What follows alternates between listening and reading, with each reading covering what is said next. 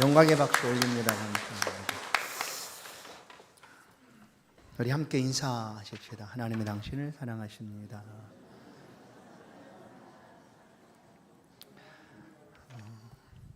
주를 위한 열심이라는 제목으로 말씀을 함께 나누겠습니다. 지난 한 주간도 삶의 자리에서 열심을 다하시고 또 땀 흘려 성실하게 수고하신 우리 모든 성도님 여러분들을 주님의 이름으로 축복하고 환영합니다. 한 주간 학생들은 학업을 하기 위해서 땀 흘렸을 것이고 우리 어른들은 또 직장에서 사업의 터전에서 분주하게 땀 흘리며 수고하였을 것입니다. 또 가정에서 아낌없이 섬겨줌으로 그 수고로움들을 감당하고 있을 우리 모든 성도 여러분, 수고하는 사람들의 그 모습을 보면 우리가 어떻게 느껴질까? 한마디로 아름답다입니다. 보기 좋다이죠. 땀 흘려 수고하는 그 모습들은 누군가의 감동을 주기도 하고 또한 그 수고의 은혜는 하나님의 풍성함으로 다가오기도 합니다. 우리 성도들은 이 땅에서만 수고하고 열심을 다하는 것이 아닙니다. 오직 하나님이 우리 가운데 주신 그 사명 안에서 이 세상을 어떻게 밝히고 섬겨갈까 하는 그 귀한 사명을 가지고 더 열심으로 수고합니다. 왜냐하면 성도들이 걸어가는 믿음 길, 이 길은 신앙의 길이고 이 신앙의 길은 다른 길이 없다라고 우리는 믿기 때문입니다. 아무리 힘들고 어려워도 이 신앙의 길을 우리는 걷습니다. 그래서 그 길이 믿음의 길입니다. 그 믿음의 길을 걷는 동안 성도들이 땀 흘려 열심을 다하는 것, 그것은 하나님께서 우리 가운데 주신 사명이기도 하고 성도로서의 의무이기도 하다라는 거예요. 로마서 12장 11절은 분명하게 말씀합니다. 부지런하여 게으르지 말고 열심을 품고 주를 섬기라라는 거죠. 우리 모두 가운데 하나님이 하시는 말씀입니다. 부지런해라, 게으르지 말아라. 세상 일에 열심을 내는 것처럼 성도로서의 삶을 살아가는 동안 열심을 가지고 주를 섬기며 살아가라라고 얘기합니다. 아니 내가 그렇게 열심히 하는데 이건 적당히 하면 되지 않을까요?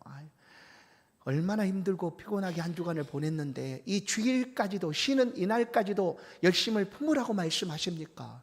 어찌합니까? 하나님 우리 가운데 이렇게 말씀하고 계시는데 우리의 삶의 자리에서 세상에서 열심을 내는 것처럼 우리는 그보다 더 귀한 열심을, 주를 위한 열심을 가지고 살아가야 한다라는 것입니다. 오늘 성도들 삶에 우리 열심의 방향이 어디일까? 우리는 열심을 내고 있는가? 하는 말씀들을 다시 한번 생각해 보기를 간절히 축원합니다. 일평생 열심을 다하여 주를 섬겼던 바울 사도의 유언과도 같은 말씀이 오늘 본문에 담겨져 있습니다. 온 생애를 열심을 다하여 주를 섬겼던 바울입니다. 그가 섬긴 에베소 교회를 3년 동안 아주 오랫동안 머물며 복음을 전했습니다. 그 지역은 아데미 여신상이 커다랗게 있던 이방 우상 숭배지였습니다. 그럼에도 복음을 전하자 많은 사람들이 예수를 믿게 되고 그들을 통하여 교회가 세워졌습니다. 그러나 복음을 위하여 이 에베소에서 다시금 바울이 예루살렘으로 올라가게 됩니다. 바로 그 가기 전에 에베소 장로들을 초청하고 그 밀레도 해변에서 오늘 하고 있는 말씀, 곧 유언과도 같은 말씀을 오늘 우리가 함께 듣습니다. 바울은 일평생 복음에 열심을 가졌던 사람입니다. 오늘 우리가 한 사람, 주를 위한 열심을 품고 생애를 살아갔던 한 사람의 유언과도 같은 그 고백 속에서 우리의 열심이 어떠해야 하는가? 아니면 우리는 어떤 열심을 가지고 주를 섬겨가는가? 아니면 우리는 어떤 열심의 방향을 가지고 주 앞에 서야 하는가를 함께 묵상해 보기를 주의 이름으로 간절히 축원합니다. 바울은 첫 번째 복음을 위한 열심을 품었던 사람입니다. 복음을 위한 열심이에요. 그의 온 생애는 복음으로 가득 차 있었던 사람입니다. 그가 고백하는 것처럼 바울은 이렇게 고백합니다. 사도행전 22장 3절 나는 유대인으로 길리기아 다소에서 낳고 이 성에서 자라 가말리엘의 문화에서 우리 조상들의 율법의 엄한 교훈을 받았고 오늘 너희 모든 사람처럼 하나님께 대하여 열심히 믿는 자라. 자신이 열심히 있었다라고 얘기합니다. 그런데 그 열심이 잘못된 방향을 향하게 되자 그 열정적인 열심이 잘못 방향을 향하게 되자 예수 그리스도를 핍박하고 믿는 자들을 붙잡아 옥에 가두는 그런 일들이 벌어지게 됩니다. 그러나 오늘 바울은 우리 가운데 우리의 열심의 방향이 어디를 향하여야 하는가를 분명하게 말씀합니다. 그것은 다름 아니라 복음입니다. 복음의 열심을 가지라라는 것입니다. 복음. 바울이 가졌던 복음은 무엇일까요? 예수 그리스도의 십자가와 그의 부활입니다. 우리가 살아가면서 무엇으로 살 것인가? 맞죠? 먹어야 살죠. 떡으로 살아야 합니다. 그러나 믿는 성도들의 삶의 모든 인생들을 향하여 하나님은 떡으로만 살 것이 아니요라고 얘기합니다. 하나님의 입으로 나오는 모든 말씀으로 살아야 된다라고 분명하게 말씀을 합니다. 바울은 이것이 그의 생애의 가장 중요한 일이었습니다. 그래서 자신의 생명보다 이 복음을 더 중요하게 여겼습니다. 생명보다 더 귀하게 복음을 중요하게 여겼습니다.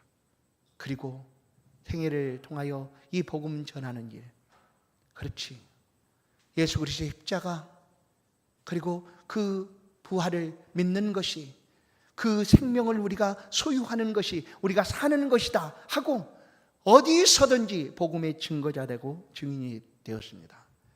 사랑하는 성도 여러분, 오늘 우리가 가져야 될 열심은 복음을 위한 열심인 줄로 믿습니다. 세상 속에 우리 열심을 누가 뭐라 하겠습니까? 세상에서 하는 열심을 보고도 누군가는 감동을 받고 놀라움을 경험하게 되는데 오늘 그 열심이 주 예수 그리스도를 위한 복음을 위한 열심으로 다시 한번 새로워질 수 있기를 주의 이름으로 간절히 축원합니다. 바울은 이 복음의 열심을 어떻게 표현하는가 하면 본문 24절을 보면 내가 달려갈 길과 주 예수께 받은 사명 곧 하나님의 은혜의 복음을 증언하는 일을 마치려 하면은 나의 생명조차 조금도 귀한 것으로 여기지 아니하노라. 아멘.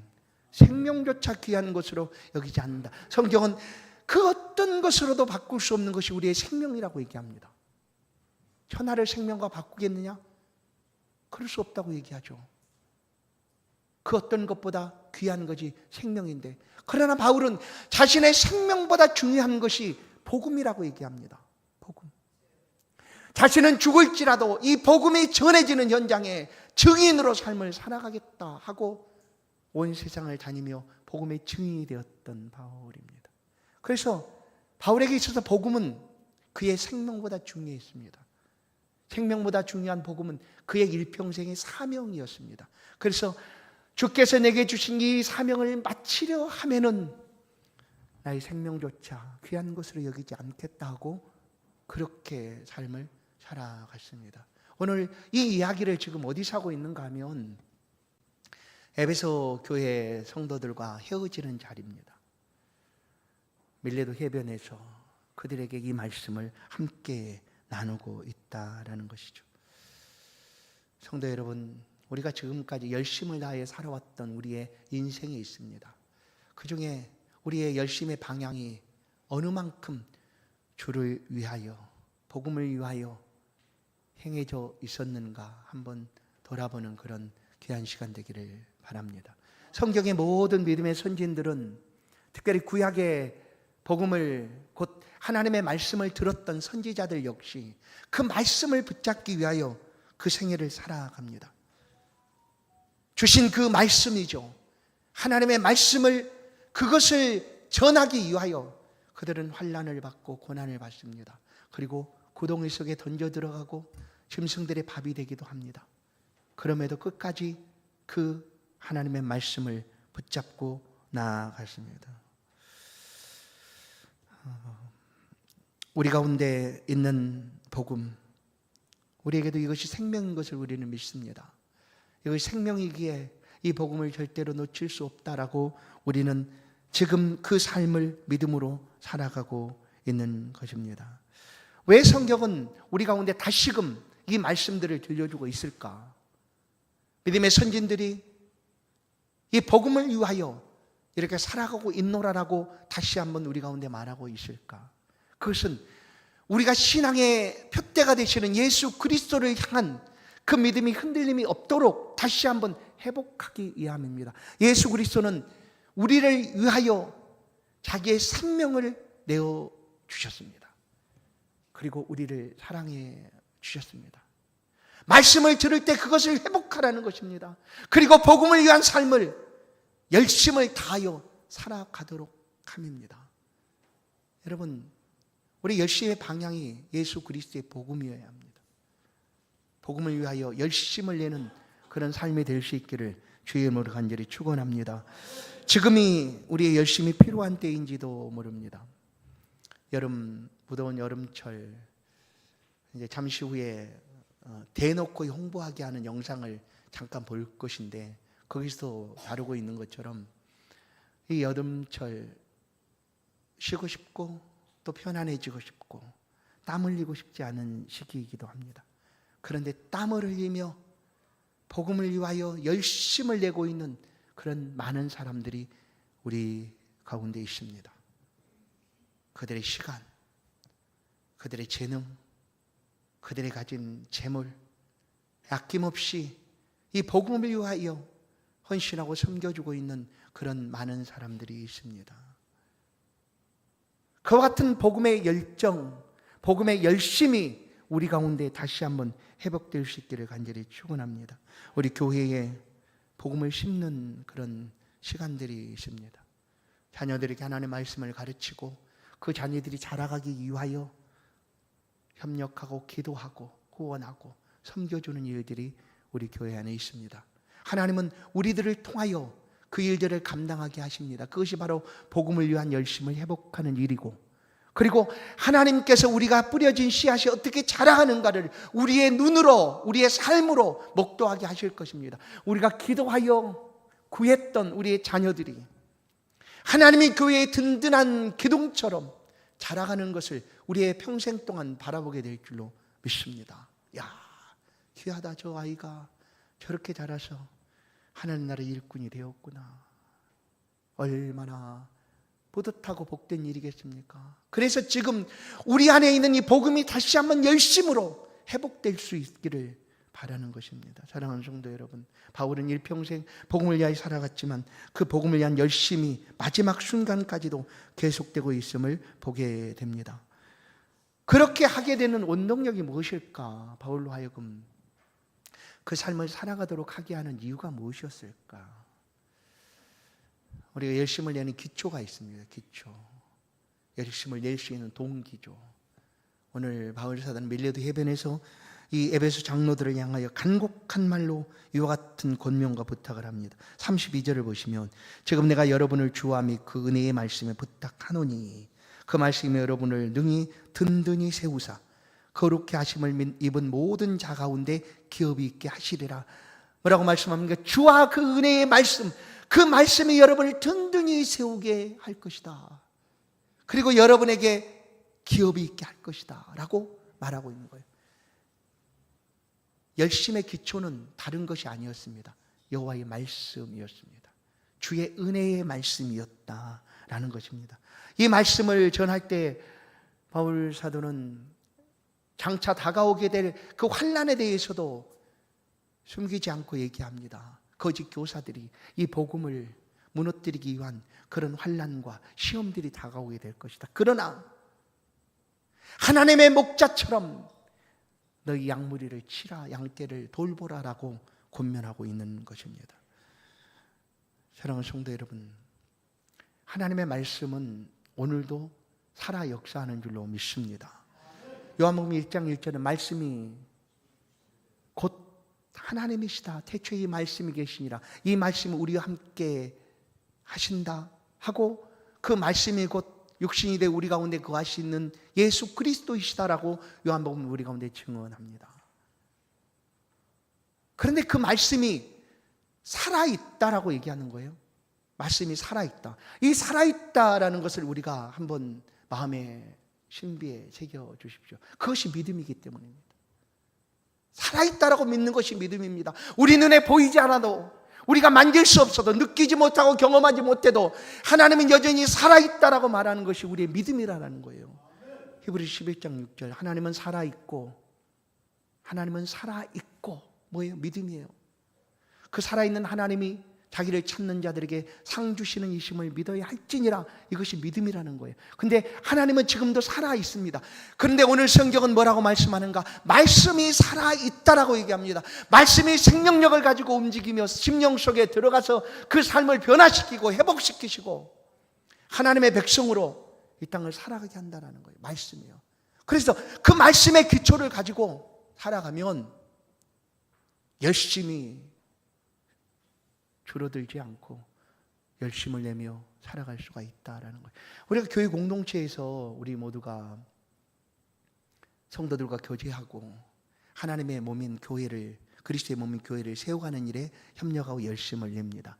그 사이에 필요한 것들이 있죠. 뭡니까? 서로 알아줌도 필요하고 사랑도 필요하고 또 섬겨줌도 필요하고 그럽니다. 그러나 가장 중요한 것은, 그것만으로는 안 됩니다.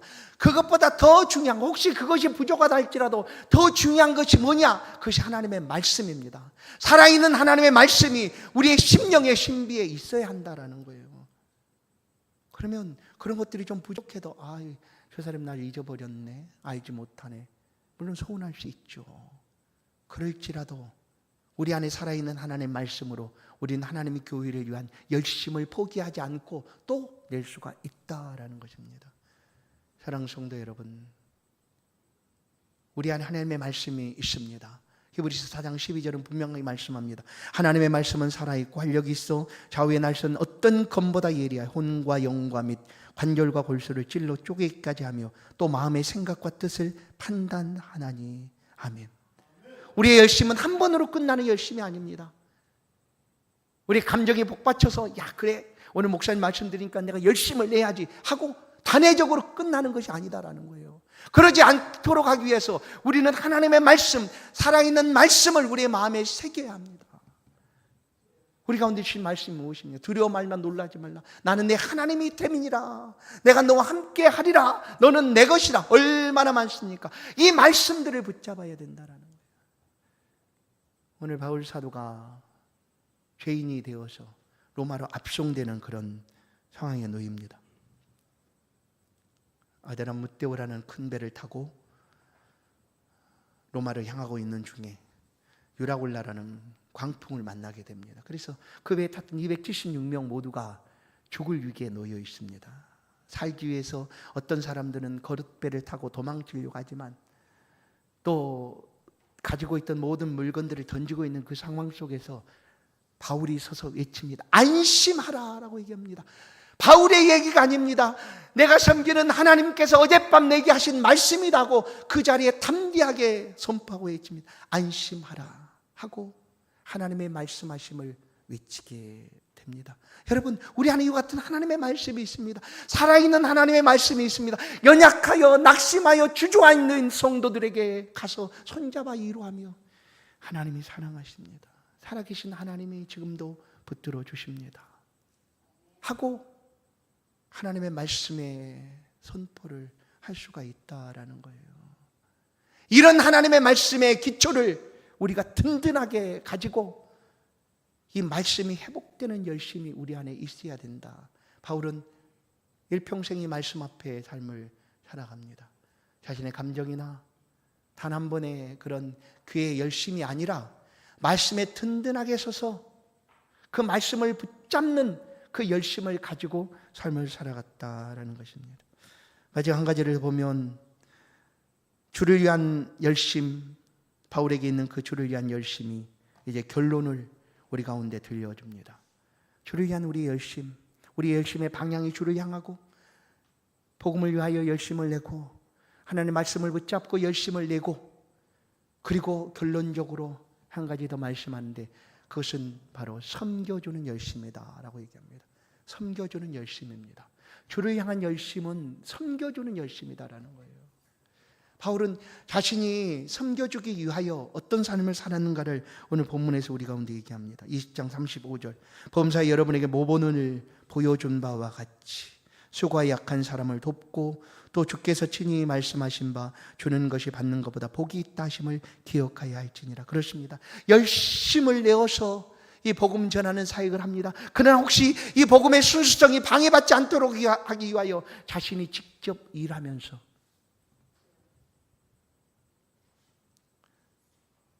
가난한 자들을 돕고 그렇게 연약한 사람들을 위하여 섬겨주며 복음 사역을 감당하였습니다. 약한 사람들을 돕고라고 얘기하죠. 돕고. 그리고 또 한 가지, 그가 결정적으로 섬겨주는 열심을 놓지 않았던 이유 중에 하나는 주께서 친히 하신 말씀 때문이었습니다. 그 말씀은 주는 것이 받는 것보다 복이 있다 하심을 기억하여야 할지니라예요. 주는 것이 받는 것보다 복이 있다. 이 말씀이 주님의 말씀인데 복음서, 사복음서나 공간복음에 이 말씀이 없습니다. 예수님의 말씀하신 모두 다 복음서에 들어있죠. 마태, 마가, 누가, 요한에. 그런데 그 속에 없어요. 그런데 오늘 이 바울 사도가 이 주님이 하신 말씀을 우리 가운데 들려주며 내가 주를 향한 이 열심은 바로 섬겨주는 열심이다 라고 우리 가운데 말하고 있는 거예요. 물론 다른 사람들을 통하여 들려졌던 말씀이겠죠. 왜냐하면 요한복음 2장을 보면 예수께서 하신 일들, 그 일들, 행하신 이적이나 기적들, 하셨던 모든 기록들을 다 기록했다면 이 세상에라도 쌓을 곳이 없을 정도로 많았을 것이다라고 분명하게 얘기합니다. 선별되어서 기록된 것이 복음서입니다. 그 복음서에 남겨져 있지 않았던 한 가지 예수님의 말씀을 우리가 듣는데 그것은 바로 주는 것이 받는 것보다 뭐라고요? 복되도다예요. 한번 여러분에게 물어보겠습니다. 솔직하게 대답해. 밖으로는 대답 안 해도 돼요. 여러분 마음속으로 대답하세요. 받는 게 좋습니까? 주는 게 좋습니까? 알았어요. 다 들었어요. 제가. 월급 받는 게 좋아요? 그렇잖아요. 선물 받는 게 좋죠. 그럼 세금 주는 게 좋아요? 극단적으로 얘기하는 거예요. 받는 것이 좋다라는 것이 우리 사회의 그냥 기본적인 룰이에요. 그리고 세상의 가치이기도 해요. 우리도 마찬가지다라는 거예요. 우리에게 이것이 훨씬 더 자연스러워요. 왜냐하면 받는 것이 훨씬 더 좋아요. 그래서 오늘 저도 받고 너무나 기뻤어요. 제가.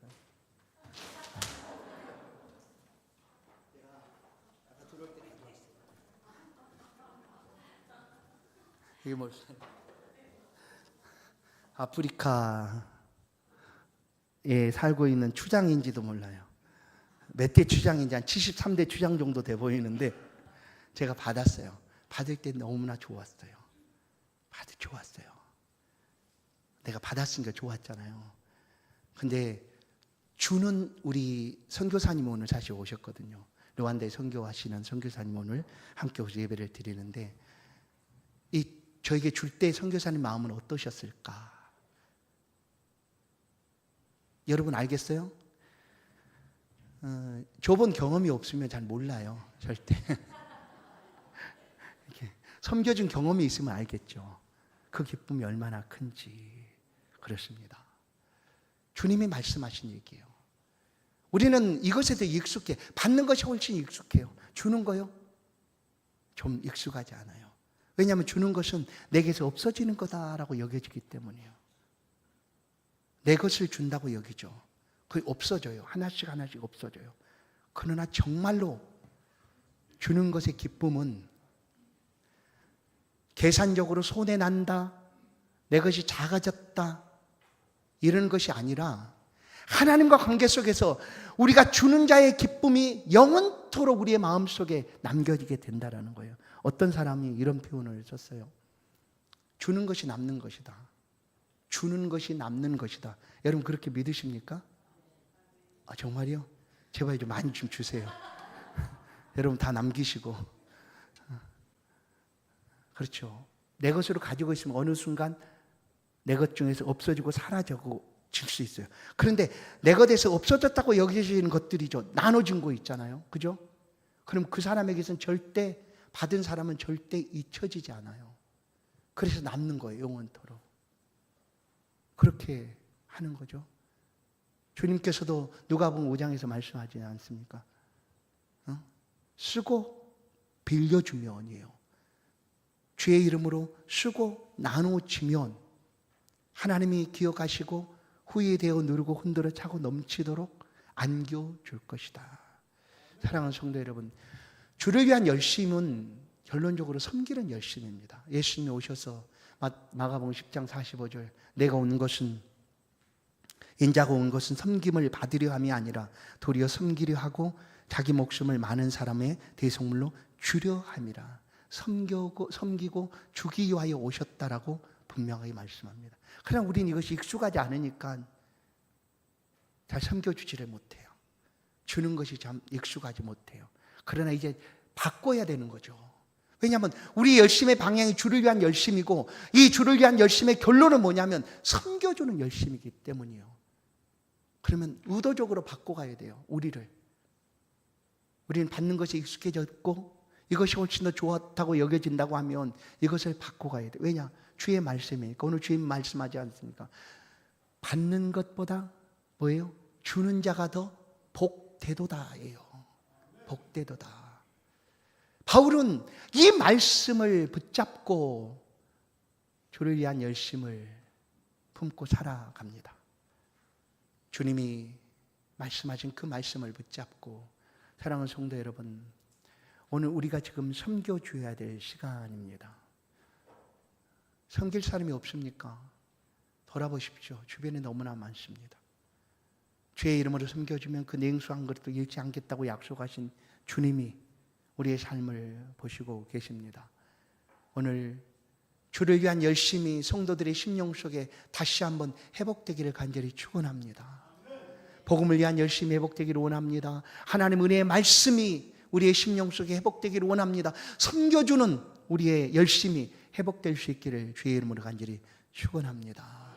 오늘 우리 교회는 이런 교회로 하나님 앞에 세워져 갈 줄로 믿습니다. 성도들 한 사람 한 사람이 이 말씀대로 섬겨주는 삶을 살아가면 이곳의 믿음의 자녀들이 우리가 복음의 씨앗을 심고 자라시게 하시는 하나님을 기대하며 바라보듯 이곳에서 섬겨준 그 믿음의 자녀들이 우리 교회의 장성한 믿음의 사람으로 그리스도 예수의 군사로 자라가게 될 줄로 믿습니다. 섬겨주는 성도들의 삶을 통하여 섬겨주고 있는 우리 교회의 모습을 통하여 섬겨주는 자의 기쁨이 받는 것보다 주는 자의 기쁨이 풍성하고 가득한 우리 성도들의 생애와 우리 교회가 될 수 있기를 주의 이름으로 간절히 축원합니다. 아멘. 하나님 감사합니다. 주를 향한 우리의 마음을 아시고 오늘 이 시간도 주 앞에 불러주사 하나님을 기쁘시게 하는 예배할 수 있도록 도우시니 감사합니다. 하나님, 주의 말씀을 우리 마음의 신비에 새깁니다. 주를 위한 열심이 우리 가운데 회복되기를 원합니다. 섬겨주는 열심, 돌보고 섬겨주고 붙들어주고 회복시켜주는 그런 열심들이 우리 안에 있기를 원합니다. 우리의 부족함을 더 채워주시고 연약함을 회복시켜 주사 일평생 복음의 열심이 우리 안에 가득하게 하시고 주의 말씀을 붙들고 살아가는 그 삶의 자리에 섬겨주는 자의 기쁨이 풍성하도록 우리를 지키시고 인도하여 주옵소서. 예수 그리스도의 이름으로 기도하옵나이다. 아멘. 이 시간에는 우리